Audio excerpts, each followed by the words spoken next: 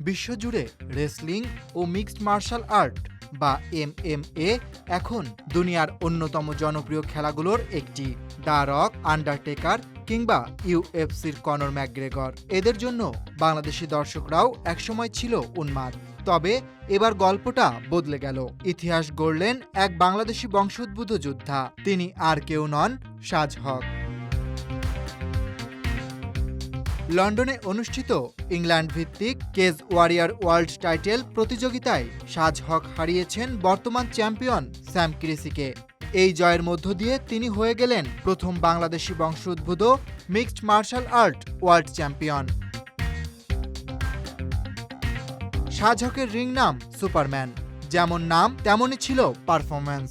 2022 সালে সাজ জিতেছেন 4টি ম্যাচ, যার মধ্যে ছিল 2টি টেকনিক্যাল নকআউট আর একটি সরাসরি নকআউট। আর পরাজিত করেছেন পোল্যান্ড, ফ্রান্স এবং যুক্তরাজ্যের শীর্ষ যোদ্ধাদের। তিনি ছিলেন ফ্লাইওয়েট শ্রেণীতে যুক্তরাজ্যের নাম্বার 1 ফাইটার।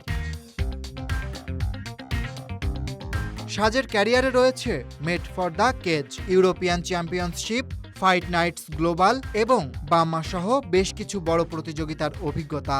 2015 সালে তিনি অংশ নেন বাম্মা ওয়ার্ল্ড চ্যাম্পিয়নশিপে। ইংল্যান্ডের সাউথ শিল্ডসে এখন তিনি ACE MMA নামে একটি প্রশিক্ষণ কেন্দ্রের প্রধান কোচ। সাজ চান বাংলাদেশি তরুণদের এই খেলার প্রতি আগ্রহী করে তুলতে। তার বিশ্বাস MMA-তে বাংলাদেশের প্রতিভার কোনো ঘাটতি নেই। কেজ ওয়ারিয়র্স জয় শুধু শুরু। সাজ হকের পরবর্তী লক্ষ্য ইউএফসিতে লড়াই করে বাংলাদেশের নাম ইতিহাসের পাতায় লেখা। বাংলাদেশি বংশোদ্ভূত এই যোদ্ধার এমন অর্জন আমাদের জন্য এক অনন্য গর্ব।